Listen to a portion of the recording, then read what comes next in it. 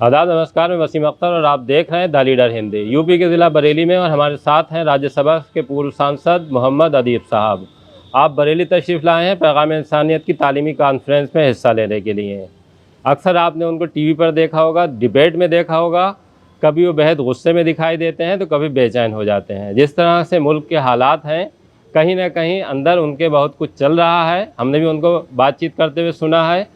आखिर जिस तरह से अगर हम मुल्क के हालात की बात करें और एक बड़ी कम्युनिटी मुस्लिम कम्युनिटी की बात करें, तो जो बड़े इदारे हैं, चाहे मौलाना महमूद मदनी हो, जब उनको आप बात करते हुए सुनेंगे तो वो कभी कहते हैं कि जितना ये देश मोहन भागवत का है उतना मेरा है। जब आप आज़म खां को सुनेंगे तो ये कहते हैं कि शायद मुसलमानों को वोट का जो अधिकार है उसका नुकसान पहुंच रहा है। अदीब साहब भी बहुत सी बातें, चूँकि आप थिंकर भी हैं और सोचते बहुत हैं, वो क्या सोचते हैं इन तमाम बातों को लेकर, क्या हल है उनके पास, हम इन्हीं तमाम चीज़ों को लेकर उनसे बात करेंगे। अदीब साहब से बात करने के लिए बहुत बहुत स्वागत है आपका। शुक्रिया। जिस तरह के हालात दिखाई दे रहे हैं, आपको बहुत बार सुना है, तो लेकिन एक हल नहीं आ रहा है। जैसे जितने बड़े इदारे हैं और उसके जो लोग हैं, जो अगर हम बात करें जो मुस्लिम लीडरशिप है, उनके पास भी बातें तो बहुत हैं, लेकिन कोई ऐसा हल सामने नहीं आ रहा है कि जिससे जो बेचैनी झलक रही है, जो एक बड़ी कम्युनिटी में बेचैनी झलक रही है, उसका कोई रास्ता निकल सके। देखिए, सबसे बड़ा सानेहा तो ये है कि इस कौम की कोई शिनाख्त ही नहीं रह गई। जिस कौम की शिनाख्त ख़त्म हो जाए वो ख़त्म हो जाती है। अगर आप पूछें दलित के 4 बेंत मारिए, हिंदुस्तान का हर अखबार उसको छापेगा, हर पॉलिटिकल पार्टी वहाँ जाएगी। लेकिन अगर आप खड़े खड़े इंसान को जला दें, उसके घर में घुस के पूछें कि तुमने क्या खाया और कत्ल कर दें, कोई सियासी पार्टी आपके पास नहीं जाती है। तो जब शिनाख्त ही ख़त्म हो गई है, और उसकी सिर्फ वजह यह है कि मुसलमान ने अपनी वजूद के लिए अपनी लड़ाई लड़ी, अपनी मिल्लत की फिक्र नहीं करी।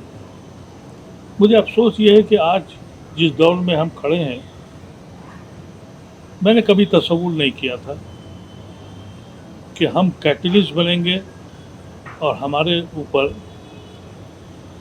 मुसलमान को दिखाकर इलेक्शन जीता जाएगा और हुकूमत बनेगी। ये मुल्क अगर आप गौर करें, पिछले 10-15 साल में कहाँ से कहाँ पहुँच गया।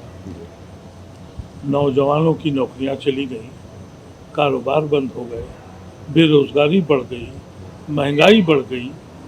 सब कबूल है, लेकिन मियाँ को ठीक करना है। और जब हम इस जुनून में पैदा हो जाएं, हमारी लीडरशिप का मामला ये है कि इलेक्शन ही सब कुछ है। हम पॉलिटिकल पार्टीज की जूती उठाते हैं, वो हमें पूछता तक नहीं है। पिछला इलेक्शन आपने यूपी का याद होगा, मुसलमानों ने लाइन लगाकर अखिलेश यादव को वोट दिया। ऐसा लगता था कि कोई पाकिस्तान बनाने जा रहे हैं। और मैं चिल्लाता रहा कि मिल के लड़ लो, बगैर मिले नहीं लड़ाई होगी। न जाटों ने वोट दिया, ना हीरो ने वोट दिया। गर्दन किसकी कटी। बदनसीबी ये है, इलेक्शन से पहले मैं सारे पॉलिटिकल लीडर से मिला, मुलायम सिंह से मिलने गया, लालू से मिला, ममता से मिला, लेफ्ट के लोगों से मिला कि भाई सब मिल के लड़ो। मुसलमानों से मैंने लखनऊ में जाके कहा कि मुसलमानों, ये लड़ाई इस बात की है कि अखिलेश यादव चीफ मिनिस्टर बनेंगे या आदित्यनाथ बनेंगे। तुम्हारा क्या बीच है, पूछो तो इनसे कि तुम्हारा कोई हिस्सा है। लेकिन वो तो जुनून था कि साहब हम जाएंगे। तो जब मुसलमान की फिक्र ये हो जाए, मैं एक बुनियादी बात कहता हूँ लोगों से। मैंने एक बार ये भी आवाज़ लगाई थी कि जब ये तुम्हें कुछ समझते नहीं है, तुम्हें अपनी स्टेज पे नहीं बिठाते। आपको याद होगा चंद साल पहले आज़म खान साहब के लिए हेलीकॉप्टर जाता था, वो हेलीकॉप्टर पे पब्लिसिटी करते थे। पिछले इलेक्शन में उनको रिक्शा भी नहीं दिया गया कि भाई पोलराइजेशन हो जाएगा। हर पॉलिटिकल पार्टी ने ये फैसला कर लिया कि हमें हिंदू वोट बचाना है। मुसलमान क्या करेगा, बीजेपी को हराने के लिए मुझे वोट देगा ही। मजबूरी है उसकी। और ये जो बदनसीबी है, उस वक्त मैंने मुसलमानों से कहा कि एक बार फैसला कर लो कि अगर तुम मिल के लड़ने को तैयार नहीं हो तो हमारी गर्दनों पे इलेक्शन क्यों हो रहा है, मत लड़ो, सबकी औकात पता लग जाएगी। लेकिन उस वक्त कहा गया कि भाई आप तो पार्लियामेंट तक हो आए, अब मरने वाले हैं तो हमको रोक रहे हैं। तो जब ये सोच पैदा हो जाए, आज सबसे बड़ी जो बदनसीबी हमारे कौम के अंदर है कि मुसलमान कौम ने एक वाहिद कौम है जो सिर्फ पैर खींचना जानती है। जिस दिन ये हाथ पकड़ना शुरू करेगी उस दिन हमारी हैसियत होगी। छोटी छोटी रातें वो अपनी पार्टियां बना रहे हैं, वो लोग अपने वजूद को कायम कर रहे हैं। हम कुछ नहीं चाहते, हम किसी हुकूमत से कोई तवक्को भी नहीं करते, लेकिन हमें हमारी ज़िंदगी जीने तो दो। हमको जो कॉन्स्टिट्यूशन में राइट दिए हैं उस पर चलने तो दो। ये कौन सा मुल्क है कि जहाँ कानून के किसी एक कानून के कहीं भी ये पहलू में नहीं लिखा है कि बुलडोज़र फैसला करेगा। इस मुल्क की अदालत खामोश है और बुलडोज़र चलता है और मुसलमान के घर पे चलता है। तो किस किस से रोएं, किस किस से कहें, ये शक्ल पैदा हो गई है। लेकिन हमारी कौम या तो डर गई है या बेहिस हो गई है। लेकिन जो देखिए आप समस्या तक पहुंचे हुए हैं, लेकिन जिस तरह से मुसलमान टारगेट पर है या जिससे फोकस में है, राजनीतिक अगर आप देखिए तो जो लड़ाई है वो मुसलमानों के इर्द गिर्द घूम रही है। अब वो इस फोकस से किस तरह से हटेंगे, दूसरे लोगों को या दूसरे दलों को या खुद मुसलमानों को ये तय करना है। सवाल यहीं पे आकर रुक रहा है और जवाब भी इसी में है कि ये कैसे चेंज होगा। देखिए ऐसा है कि जब इनको ये पता लग जाए कि भाई हमें कम्युनिटी ज़बरदस्ती में वोट नहीं देगी बिला मतलब के, सिर्फ इसलिए कि चंद टिकट दे दो। अरे नहीं चाहिए टिकट मुझे, मैं इसलिए कहता हूँ, मैं टिकट के लिए लड़ाई लड़ता था कि भाई हम मुसलमानों को टिकट दो। लेकिन आपको याद है कि जब वेस्टर्न यूपी में फसाद हुआ मुजफ्फरनगर में, तो 66 MLA थे मुसलमान असेंबली में, एक नहीं बोला। मैं वाहिद आदमी था जो वहाँ गया। मैंने वहाँ लालू को बुलाया, लालू आए, मुलायम नहीं आए, उनके बेटे नहीं आए। नतीजा हुआ कि मैंने इन प्रोटेस्ट उनके खिलाफ इलेक्शन लड़ा, मेरी जमानत भी जब्त हुई। लेकिन मैं कहा मैं लड़ाई लड़ूंगा, किसी की हिम्मत नहीं। अगर आप सिर्फ इसलिए इलेक्शन लड़ रहे हैं कि मेरा घर सुधर जाए, मेरी हैसियत बन जाए, तो वो मेरा कायद नहीं है, वो पार्टी की जूती उठाने के लिए है। अगर यही जो पहली बात मैंने की कि मैं जिसके लिए बेचैन हूँ, जिसके लिए मैं मूवमेंट चलाता हूँ, आज भी एक मूवमेंट चला रहा हूँ और एक तहरीक चला रहा हूँ जिसका नाम है Indian Muslim for civil rights. उसमें मुसलमानों से ये कह रहा हूँ कि आप किसी पार्टी के हों, आप किसी जमात के हों, किसी मसलक के हों, लेकिन अपनी शिनाख्त के लिए तो जुड़ जाएं खुदा के लिए कि ये भी एक बदनसीब कौम है जो 20 करोड़ से ज़्यादा बसती है, उसको पूछा ही नहीं जाता। कल भी एक मीटिंग हुई है पटना में और वहाँ ये हुआ कि भाई ये लीडर्स आएंगे, लेकिन मुस्लिम रिप्रेजेंटेशन कहाँ है। मुसलमान को ये सोचना पड़ेगा कि इलेक्शन के अलावा भी सियासत होती है और ज़िंदगी है। मैं लोगों को कहता हूँ बार बार, इस दुनिया पे हुकूमत करते हैं यहूदी। यहूदी इलेक्शन नहीं लड़ता, इलेक्शन लड़ाता है। RSS इलेक्शन नहीं लड़ती, लड़ाती है और मुल्क पे कब्जा किए। इसकी तरफ भी तो तवज्जो दो। सोचो कि हम इन ब्लॉक को फैसला करेंगे तो हिस्सेदारी मांगेंगे। कभी ये तस्वुर आप कर सकते हैं कि इस मुल्क में कभी, अब जो एक नया तमाशा, पहले तो हमारे पास हम चीफ मिनिस्टर भी सोच सकते थे, हमने चीफ मिनिस्टर देखे भी। महाराष्ट्र में भी मुसलमान चीफ मिनिस्टर बना, बिहार में भी बना, आसाम में भी बना, जाने कहाँ हमने बने। अब आप सोचते हैं कि मुसलमान की पोस्ट क्या है, माइनॉरिटी अफेयर्स एक शोशा दे दिया है कि जाइए औकाफ देखिए, हज देखिए, नमाज देखिए, रोज़ा देखिए। तो वो भी तो हटा दिया। नहीं, वो भी हटा दिया, लेकिन आपसे मैं अर्ज़ कर रहा हूँ कि ये पस्ती का आलम है। मैंने एक हैदराबाद का एक किस्सा आपको बताऊं। हैदराबाद में एक कांग्रेस के एमएलए ने ओवैसी के कैंडिडेट को हरा दिया उनके गढ़ में। मैंने मनमोहन सिंह साहब से कहा कि आप इसको मंत्री बनाइए। उन्होंने बात करी और वो आखिर में मंत्री बन गए। और जब उनका एजाज़ हुआ तो मुझे हैदराबाद बुलाया गया। मैं उनके इलेक्शन में भी गया था। वहाँ मैं गया तो मैंने पूछा, भाई आप किस चीज़ के मंत्री हैं? और बड़ा हार कूट फैल रहे थे। तो उन्होंने कहा माइनॉरिटी अफेयर्स के। और मैंने कहा माइनॉरिटी अफेयर्स के मिनिस्टर होके ये जश्न मना रहे हैं? आपकी फिक्र यहाँ पहुँच गई है। अगर आप इसी तरह से सोचते रहे तो किसी दिन आप रोज़े के मंत्री बनाए जाएंगे और नमाज के मंत्री बनाए जाएंगे और आप बगले बजाएंगे कि हमने हासिल कर लिया। वो बात मैं कह के आ गया उनकी मीटिंग में। तो तीसरे दिन वो दिल्ली आए और उनका, अदीब भाई मैंने इस्तीफ़ा दे दिया। मैं कहा भाई मैंने ये थोड़ी कहा था कि तुम इस्तीफ़ा दे दो। कहने नहीं, जब मैंने अपना प्रोग्राम देखा तो ना मेरे पास हज है ना औकाफ है, फिर क्या है 14 सूत्री कार्यक्रम। तब मुझे बुलाया गया सोनिया गांधी के यहाँ। भाई तुम क्यों बवाल करते हो? मैंने कहा कि एक आदमी ये ओवैसी के गढ़ में इसने जीता है, इसको अगर आप पावर दे देते तो मुसलमान के ये कुछ काम आता और फिर लोग अलग अलग पार्टियां नहीं बनाते। उन्हें भी मालूम था कि भाई अदीब के पीछे कई लोग हैं, तो मेरे पीछे तो कोई लोग नहीं है ना। अगर मैं आग उगलूँ या मुसलमानों को इश्तियाल दिलाऊं या किसी के खिलाफ बोलूं तो लोग मेरे साथ हो जाएंगे। वक्त आ गया है कि सारे दानिश्वरों को, सारे उलमाओं को, मुफक्करीन को, मुदब्बिरीन को सर जोड़ के बैठना चाहिए। हमारी आने वाली नस्लें इस मुल्क में कैसे रहेंगी?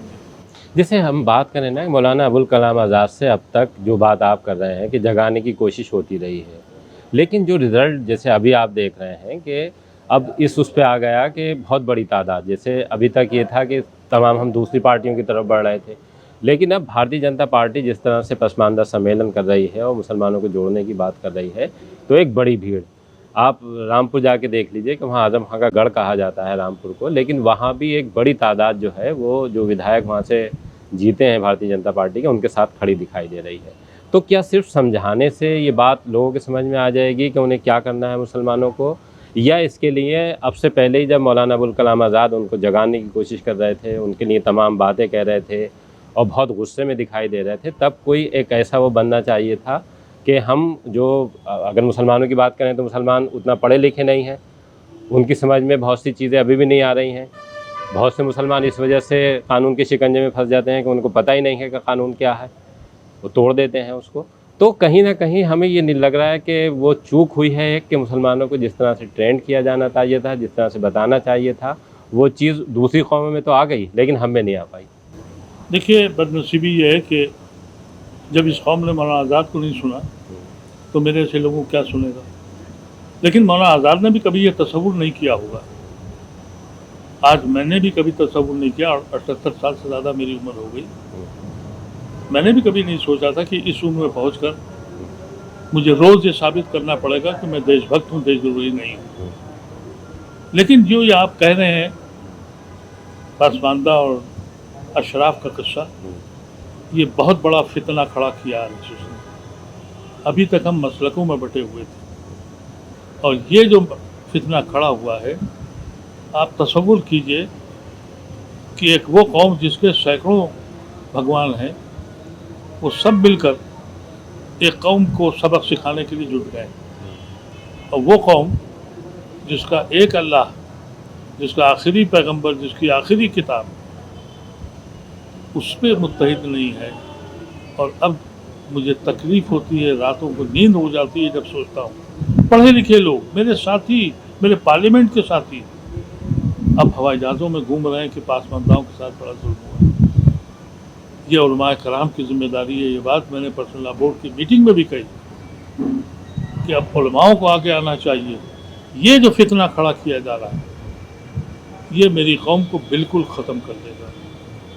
लेकिन फिक्र इसकी करनी चाहिए कि जब तक कि पढ़ा लिखा दानिश्वर तबका बैठेगा नहीं, सर जोड़ के नहीं बैठेगा।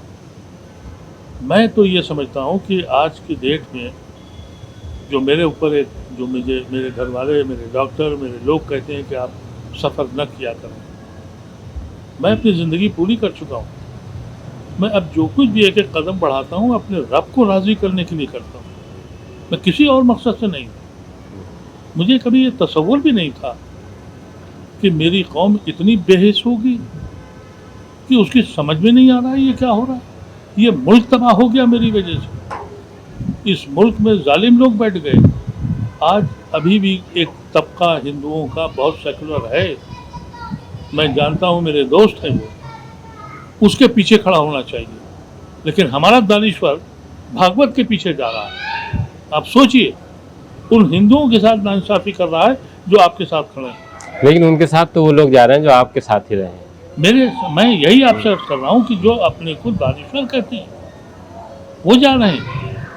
मुझसे उन्होंने कहा, उन लोगों ने, कि भाई आप हमसे नाराज़ हो गए।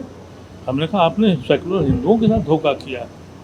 आप जानते हैं दिल्ली में क्या होता है कि जब दिल्ली में जंतर मंतर पर जब भी मुसलमानों के साथ कोई ऐसा सानिया होता है तो जंतर मंतर पर डिमॉन्स्ट्रेशन होता है, और उस डिमॉन्स्ट्रेशन में अगर 500,000 लोग होते हैं तो मुश्किल से 10 मुसलमान होते हैं। आप यकीन कीजिएगा, अभी बिल्किस बानो के जालिमों को छोड़ा गया। मैं बहुत बीमार था, मैं पकड़ा के गया, वहाँ कुर्सी पे बैठ गया। मैंने देखा कि 400-500 ख़वातीन बच्चियाँ, नौजवान बच्चियाँ और ज़ईफ़ औरतें वो नारे लगा रही थी और बिल्किस बानो की हिमायत में बोल रही थी, वो मोदी को बुरा भला कर रही थी। तो सैयदा हमीद साहिबा आई, उनका, अरे अजीब भाई आप बैठे हैं। मैंने कहा कि मैं इन बच्चियों को दाद देने आया हूँ, मेरे लिए लड़ रही। फिर एक साहब आए तो मैंने उनसे कहा कि ज़रा ढूंढ के आओ कि कुछ इसमें मुसलमान दिख रहे हैं। 5 या 6 मुसलमान थे। उस कौम से क्या तवक्को करेंगे आप। तो हम ये कहते हैं कि अभी भी वो हिंदू जिसको हमारी वजह से देशद्रोही कहा जा रहा है उसको आगे लाओ। अरे हम ही तो गांधी को लाए थे, हम ही ने तो महात्मा बनाया था। हम बनाएंगे, लेकिन पॉलिटिकल पार्टी से उम्मीद करना, मैं एक लीडर पैदा हुआ, राहुल गांधी, वो पहला आदमी था जिसने आरएसएस से मोर्चा लिया डायरेक्ट। मैंने उसकी हिमायत में बयान दिया। 3 दिन के बाद कांग्रेसियों ने ये कहा कि साहब ये जनेऊधारी बिरौड़ा है और शिव भक्त है। मैंने उसके खिलाफ बयान दिया। मुझे मेरे मरहूम दोस्त अहमद पटेल ने रात को बुलाया, अरे अजीब भाई आपने क्या बयान दे दिया। मैंने कहा आरएसएस के पाले में खेलते हैं आप। राहुल गांधी को ये बताने की ज़रूरत है कि किसका खून उसके गरगों में दौड़ रहा है। लेकिन ये बीजेपी की, कांग्रेस की ये हालत है। और पार्टियों को क्या कहूँ, तो कांग्रेस से मेरा ताल्लुक बहुत करीबी रहा है कि वहाँ पर भी ये नक्शा बन गया है कि मुसलमानों को अगर करीब किया। मैं आज राहुल गांधी की तारीफ इसलिए करता हूँ कि वाहिद आदमी है जो कम से कम बोल तो रहा है। कोई पॉलिटिकल पार्टी बोलने को तैयार नहीं है। अगर आपके लिए बहुत बोलेगी तो मुसलमान न कह के माइनॉरिटीज कर देगी। यानी आप छुपे रहिए, डायरेक्ट नाम मुसलमान कर लीजिए।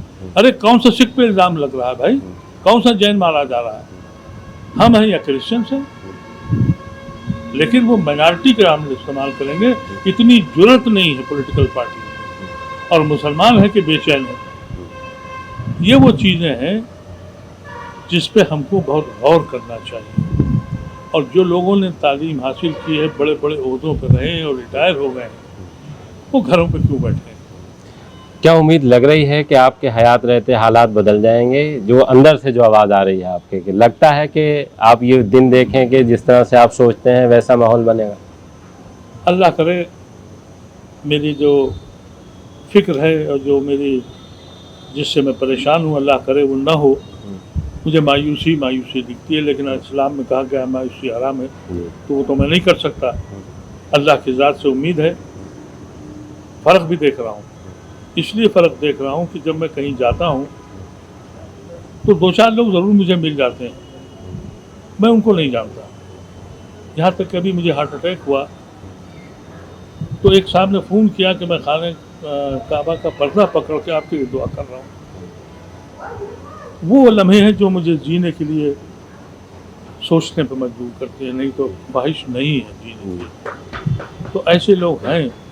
मुझे लगता है कि एक कोई नौजवान तबका खड़ा होगा ज़रूर, और अगर ये मुल्क बचाना है तो मुसलमान को अपनी फ़िक्र के साथ साथ, अगर मुसलमान की फ़िक्र सही हो गई तो ये मुल्क भी बच जाएगा। आपने कर्नाटका में देख लिया कि मुसलमान ने समझदारी से काम किया।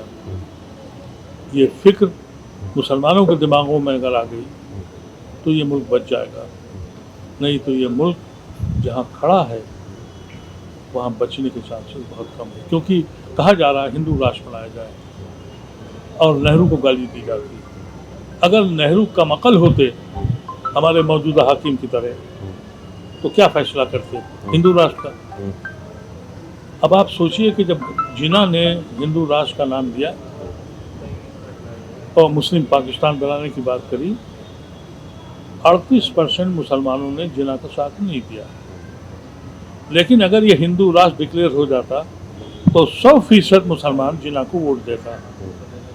फिर क्या पाकिस्तान लाहौर तक बनता या लखनऊ तक बनता, इसका सवाल कोई मुझे RSS वाला दे दे। अगर हिंदू राष्ट्र का ऐलान नेहरू कर देते, जिसको गाली बकते हैं ये, तो नॉर्थ ईस्ट जहाँ 90% क्रिश्चियंस रहते हैं वो आपके साथ रहता है। जो खालिस्तान का नारा वो ख्वाब देख रहे हैं, ये खालिस्तान उसी वक्त बन गया होता।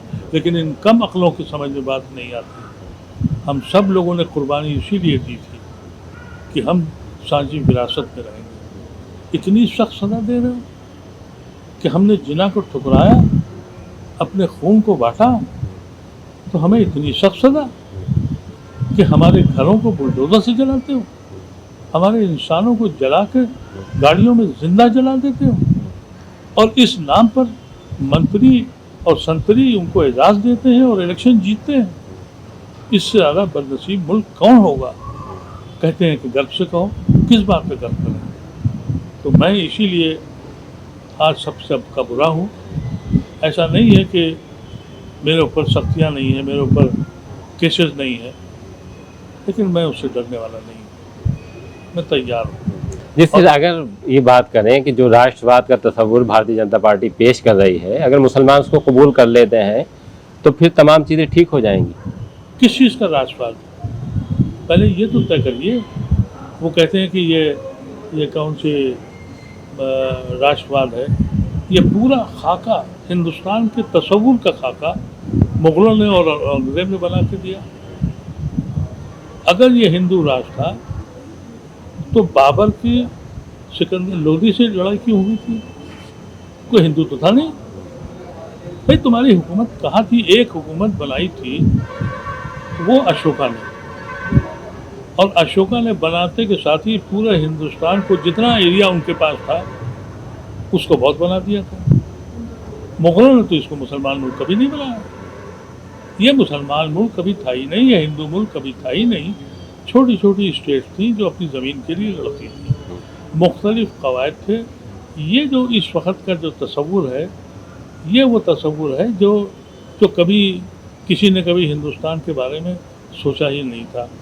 ये सब वो दुश्मन हैं जो इस मुल्क के ज़मीन के वजह सिर्फ ये हो गई है कि आज हिंदुस्तान एक बहुत बड़ा मार्केट हो गया है दुनिया में, और मार्केट होने की वजह से दुनिया को तिजारत चाहिए, इसलिए वो हिंदुस्तान से बात करता है। लेकिन यहाँ के अंदरूनी हालात हर हिंदुस्तान के, दुनिया के हर शहरी को मालूम है कि इस मुल्क में क्या हो रहा है। जो जिस तरह से अभी पटना में मीटिंग हुई है और सब लोग एकजुट हुए हैं, जो बात आप भी कर रहे हैं, तो क्या लगता है कि इससे कुछ उम्मीद जगी है कि कुछ चेंज आ जाएगा?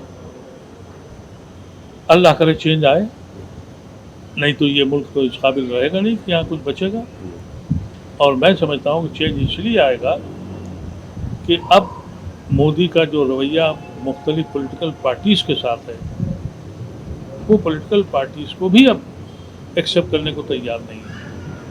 लेकिन अब ये जो सो कॉल्ड सेकुलर पार्टीज़ हैं, क्योंकि आज हिंदुस्तान में जो मेरा अपनी सोच है नॉर्थ इंडिया में, कि अब आम इंसान ये सोचने लगा है कि भाई एक अल्टरनेटिव आ गया है। क्योंकि पहले एक सवाल उठता था मोदी नहीं तो कौन, तो कौन एक आ गया है राहुल गांधी की शक्ल में। और मैं ये महसूस कर रहा हूँ कि अब मुसलमान भी ये सोचने लगा है कि ऑल इंडिया पार्टी सिर्फ कांग्रेस है, और अगर कांग्रेस ने अपना रवैया ठीक रखा और कांग्रेस ने अपनी उस तस्वुर को कायम रखा जिसकी बुनियाद पर हिंदुस्तान में कांग्रेस पार्टी बनी थी और जिसकी बुनियाद पर मुसलमानों ने अपने खून को बांटा था, अगर उस तस्वुर को कायम रखा तो यकीनी तौर पर मुसलमान इन ब्लॉक अगर वोट देता है तो अब उसकी फिक्र अखिलेश यादव को है, उसकी फिक्र ममता को है, उसकी फिक्र TRS को है।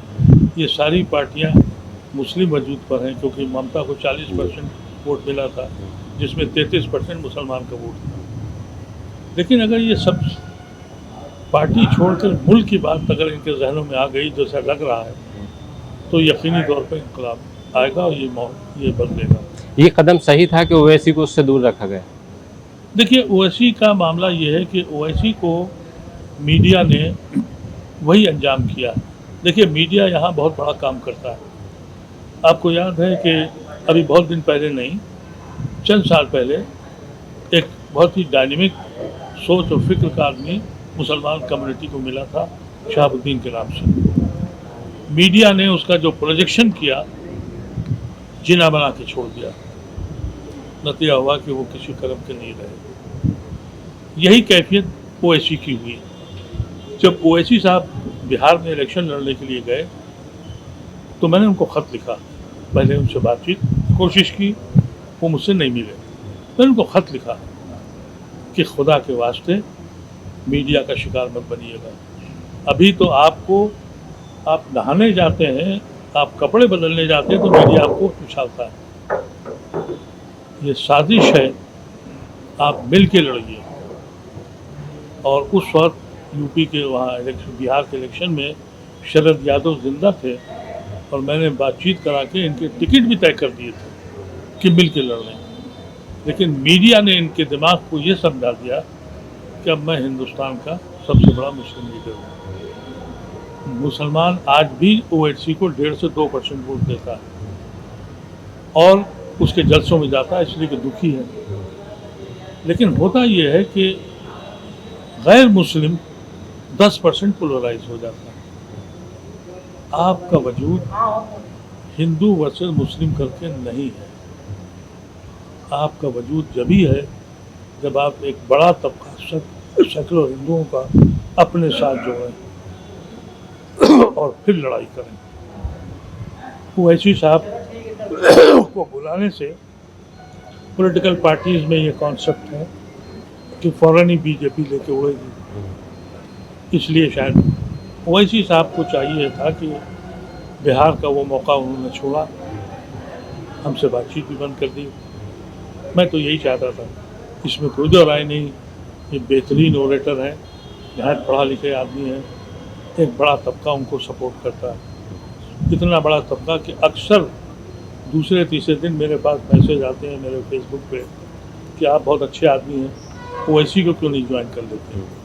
तो मैं उनको क्या जवाब दूँ, उनको कैसे समझाऊँ कि ये मसला ज़ातियात का नहीं है, ये मसला आपके अपने वजूद का है। तो वो भी एक अलमिया है कि मीडिया कैसे करता है। आप बिल्कुल एक सिंपल मीडिया का एक नेगेटिव पहलू आपको बताऊं, आरिफ मोहम्मद खान आजकल गवर्नर है, नहायत ही टैलेंटेड आदमी, लेकिन मीडिया ने उसको ये बनाया कि साहब हिंदुस्तान का सबसे बड़ा मुस्लिम दानिश्वर है। नतीजा हुआ कि वो RSS के गोद में बैठ गए। तो मीडिया कैसे कैसे तबाह करता है लोगों को। और आप कुछ भी कर दीजिए, आपकी एक लाइन नहीं छपेगी, लेकिन अगर ओवैसी बोलेंगे तो ज़रूर छपेगा। ये हम सब अपनी आंखों से देखा, वो मीडिया का क्रिएशन। जी, अभी आपने राज्यसभा के पूर्व सदस्य मोहम्मद अदीब साहब को सुना, बरेली में दरबार ख़ास में हमसे बातचीत कर रहे थे। आप IMA सभागार में पैगाम इंसानियत की कॉन्फ्रेंस को संबोधित करेंगे। उन बच्चों को ये बताने की कोशिश होगी कि हालात क्या हैं और आपकी जिम्मेदारी क्या है। बहुत बहुत शुक्रिया हमसे बात करने का। बहुत शुक्रिया, बहुत शुक्रिया।